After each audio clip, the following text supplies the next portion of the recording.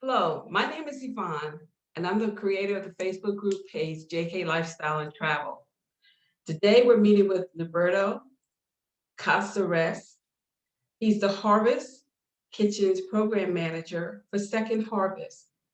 He works out of Canada, and he's nice enough to join us today. Hi, how are you, Norberto?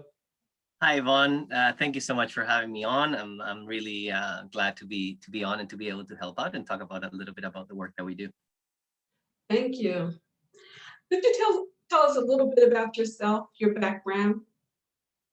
Sure. So my name is Norberto Caceres, as you introduced me. I am a chef by trade. I've gone to culinary school and I cooked in the private sector in restaurants, hotels, catering companies, butcher shops for 10, 12 years. And then I moved to the not-for-profit sector to work for foods for folks who can't afford food. So I've been working in drop-in centers and community centers and as a cook, as a chef in the front lines for the past 10 years. And recently I moved on to a management role within the Second Harvest organization. I'm originally from Argentina, grew up around food. My father had a little piece of land with some cattle, and my mother's family had restaurants and eateries. So I've always grew up around food. I understand the value of it, and I want to use my skill to help those folks who don't have access to it. Could you tell us a little bit about Second Harvest? Sure. Second Harvest is the largest food rescue organization in Canada. It's a think tank across the globe. Our leaders are called up from the United Nations to speak about food waste and loss in the supply chain. What Second Harvest does specifically every day is we intercept surplus food that across the supply chain across this country. So we intercept food at the farm level, at transportation level, at storage, at retail, and then we redistribute this food that it's meant to go to landfill or compost facilities but it's perfectly edible. We redistribute this food to a network of agencies across this country that can use this food to serve its intended purpose to serve people and not landfills. How does food waste affect us as a community? How does food waste affect us? So here in Canada, for example, I'm going to throw out some numbers that would put perspective onto our thoughts. 60% of the food that is produced in Canada or imported to Canada, because we can only grow food for maybe 6 months of the year, 60% of the food that is available to Canadians goes to waste every single year.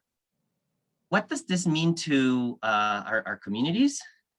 This means that we're throwing out all the resources that we put, not only the precious food that nourishes us all, but as well all the resources that we put into growing this food and having it available.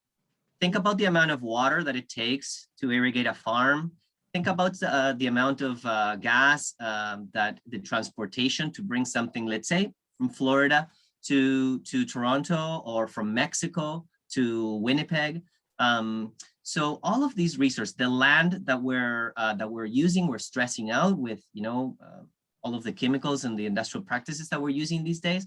All of these resources that we put into having food available for human consumption, 60% of it in Canada is going to waste before it hits people. So we feel that this is outrageous, and because at the same time we have people in Canada that are food insecure, that don't have access to the food that they need to nourish their bodies and sustain themselves. So we are throwing out food when we have people that are hungry. This is where Second Harvest comes in, and we want to change that. What type of foods do you get? What type of food do you go out there to get to be able to distribute it to your sources? So we intercept food at all stages of the food supply chain, as I mentioned earlier. So that gives us a lot of access to perishable food. 85% of the food that we rescue a year is perishable items, such as fruits and vegetables, meat supplements, and dairy. So dairy, cheese, yogurts, things like that.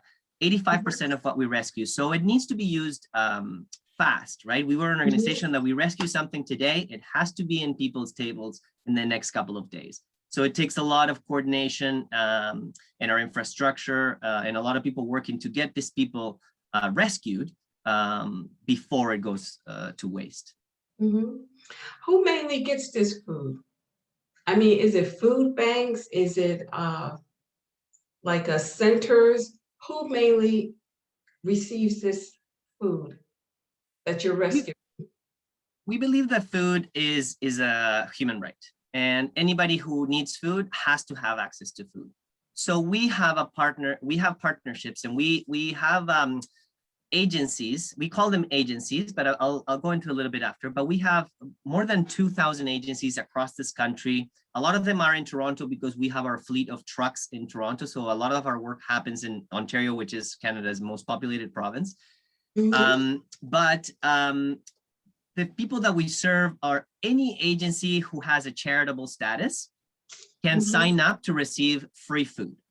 And then we coordinate. So if you are a church that has an after-school program or a seniors homes or agencies that are working with folks living in the streets or with homeless youth or people dealing with mental health and addiction issues. So any organization that has a charitable status, we can give food to. We don't ask questions on how the agency is going to do it because we trust that agencies know at the street level what it's they need and what they do. So then they apply to us and we go through an interview process. We make sure that they have, safety protocols in place so nobody gets sick with the food and the whole bit. But then the agency has the freedom to do with this food what they want. Some agencies use it as drop-in programs where people can come in and have a meal, or for programs where they would do like culinary instruction to teach people a skill to go to work, or community kitchens, which are groups of people that come together out of isolation and poverty to cook together and learn skills, but also to build community. So there's a variety of different programs where our food goes to, and we are proud of that diversity. We want to make sure that anybody who needs food can get access to this food that we are rescuing every day. I think that's great that you have a training program where people can learn how to cook that food. They get some kind of credit for it so they can go out and find employment doing that. So it's providing food as well as giving people the opportunity to have a skill set. Yes, this is the program that I manage. It's called the Harvest Kitchens program. Currently, because we're going through this pandemic, the in-person training is suspended, but it's a great program in which folks that need to maybe retrain to find a different kind of employment, or maybe they're just coming into the country. We have a lot of newcomers in Canada. We welcome people from all parts of the world. And it's a great community-based training. It's free, and people get access to different skill sets and certifications through our different training programs. They utilize this rescued food to make meals, to be distributed to agencies who don't have the capacity to make their own meals.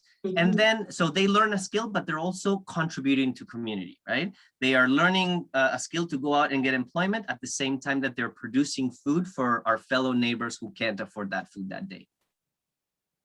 How has COVID affected your program? I know I would assume that the demand for food has increased because you have so many people going through so many different circumstances. So how has COVID affected how many people need your program? So a couple of things happened. When the pandemic started some 13 months ago, there was a lot of food that needed to be rescued. All of a sudden, we went to a halt. The entire society, we in Canada in March last year, we went to a lockdown, the entire country, which meant that all that food that was meant to go to restaurants and hotels and catering companies and all what we were doing before this pandemic, all that food stopped from one day to the next and had to be rescued before it was plowed under, and then we start looking under to the next year. So Second Harvest had a huge push last March to get all of our tentacles out into the society, and we rescued as much food as we could. We moved 22 million pounds of food last year, but so we are very lucky that we had a strategy to be able to intercept all this food before it goes to waste and then redistribute it. So we are very, very grateful for our fleet and for our resources, because we were able to do that. At the same time, we saw, as you're saying, that the consequences of our economy slowing down, unemployment, poverty rising. We see that 70% of the agencies that we support are saying that the food that we're giving them is not enough, that more and more people are coming to their doors to ask for help. We work tirelessly every day to make sure that we do as much as we can, but we also believe that these big changes have to come from government. We are only one small organization, a group of 70 employees who are trying their best, but this would be easily resolved if our government step in and say, you know what, food waste is a crime. We cannot be throwing out food when people are going hungry. So, a policy change is needed in order for this to be really impactful in our societies. Mm-hmm. Do you have any goals that you'd like to obtain in the future or strive for? As an organization? Yes. We have lots of goals. We want to change the world. Mm-hmm. We want to save the environment at the same time we're saving our communities, our people. Mm-hmm. Our logo is no waste, no hunger. And we see a correlation between waste and hunger, and we want to tackle that. I've been working in the not-for-profit sector around poverty reduction and food security issues for the past 10 years. And I always say that I do my work thinking that I want to work myself out of my job. I don't want to be doing this, right? I don't want to be solving poverty, but poverty is out there, and my fellow neighbors, my community members are suffering, and I have to do something about it. I rather do different work, like I do this because I love it, but I rather not be a sector for me to have to be helping people. I hope to look to a world in the future where we're all in a good place. Well, thank you for joining us today. Thank you so much for having me. It's been a great pleasure talking to you, Yvonne.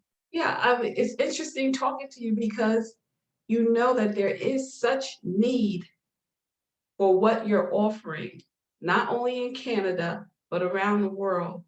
And, maybe something like this would grow and grow and grow and be utilized so much more frequently than it is. But I would just thank you so much for joining me today. Thank you for having me. I really appreciate it. Okay, this is Norberto Caceres. He's the Harvest Kitchens Program Manager for Second Harvest. Thank you. Goodbye.